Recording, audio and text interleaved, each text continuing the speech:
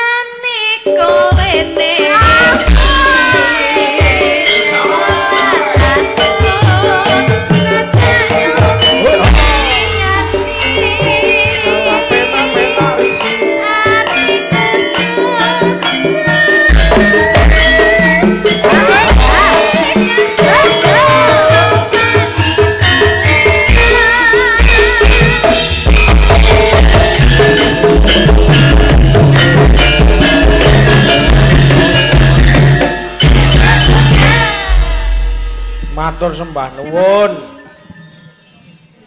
Iki mau terakhir.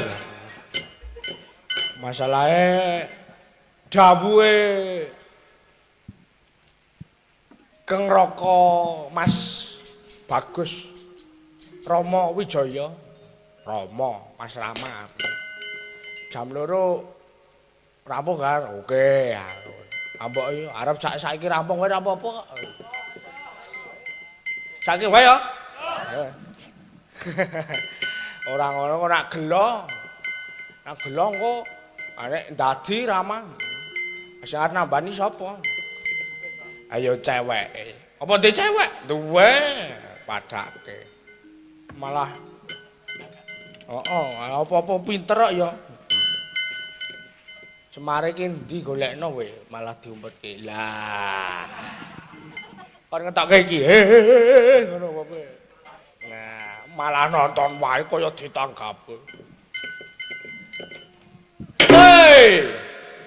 Legegeg ugeg sadulita mel-mel. Anak-anak kula gareng Petruk lan Bagong. Ulama. Iki bendarane awake dhewe Prabu Rama Wijaya bakal duwe sedya ya kuwi tumuju ana ing negara Ngalengka bakal ngrebut rekyan Warasinta saka astane Prabu Dasamuka. Ratu ing negara Ngaleng-aleng Prabu Dasa-dasa. Apa ya ngono? Heeh. Nek nang kono ngono. Oh. Ratu ing negara Ngaleng-aleng Prabu Dasa-dasa. Ya. Prabu Dasamuka. Ayo. Iki dawuhe engko piye padha diseba, padha dirungake. Padha didherekake mengko yen ana dawuh apa-apa dhewe monggo kula dherekaken mon.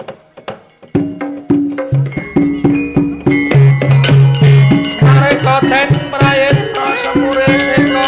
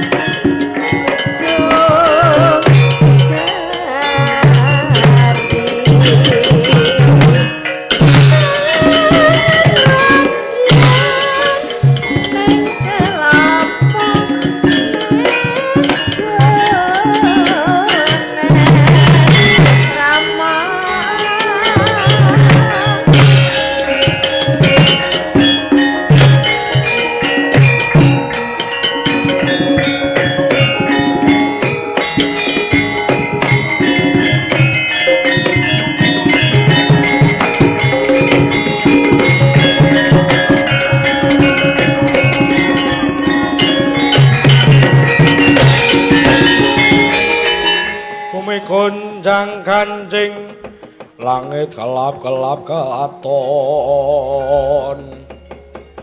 lirik ninjanging alis risang mawe gandrung ing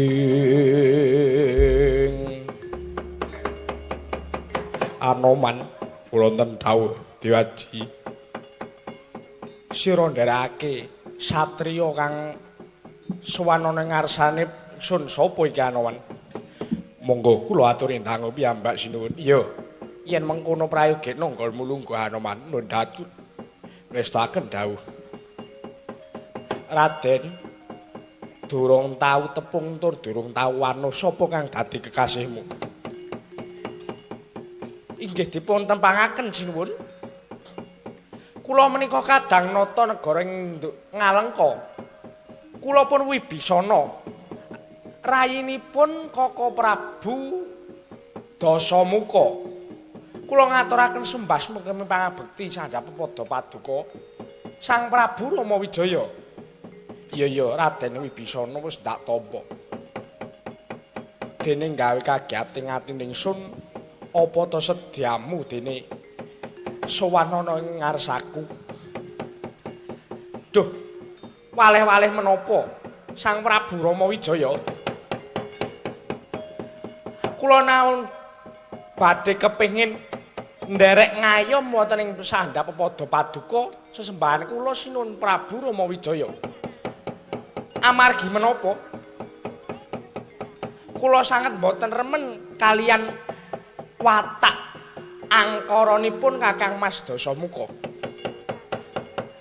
kula ngrumaosi bilih menapa ingkang dipun tindakaken Kakang Mas Rahwana menika mboten leres ngrusak pagrayu ngrebut bojoning liyan ing samangke garwa paduka sinuwun Prabu Rama Wijaya inggih Dewi Rekyan Wanasinta dipun beta wonten ing negara Ngalengka badhe dipun pundhut garwa nanging dumugi sakmangke sinuwun garwa paduka Rekyan Wanasinta dereng kersa nampi dhawuhipun Kakang Mas Dasamuka malah samangke kula badhe paring pambiyantu menapa ingkang dados sedyanipun sinuwun Prabu Rama Wijaya iya Raden Wibisana dina samengko ingsun bakal tumeka negara Ngalengka nanging ya kene lakune ingsun kepalang marang Samudra Hindi kang jembare nglangut tanpa pagut kang jalari ingsun kangelan anggone bakal tumeka negara Ngalengka menawi mekaten sinuwun kula badhe paring pisungsung caos pisungsung wonten ngarsanipun sesembahan kula Prabu Rama Wijaya sira bakal maringake pisungsung apa lawan ingsun kula badhe nyasaken tambak kinarya lampahipun sinuwun Prabu Rama Wijaya supados saged dumugi wonten ing negari Ngalengka mendhet Rekyan Wanasinta saking astanipun Kakang Mas Dasamuka ya bakal yen mangkono tindak napa kang dadi aturmu Raden Wibisana yen pancen kowe bisa gawe tambak kang gelare sak dawane Samudra Hindi aku ngaturake panuwun sedyaku mung bakal ngrebut garwaku Rekyan Wanasinta saka astane Prabu Dasamuka ya ora kanta kang tumindak angkara budine Candala menawi mekaten monggo kula aturi nyekseni kula badhe caos pisungsung tambak supados lampah paduka gampil saged dumugi negari Ngalengka ayo tak derekke Raden Wibisana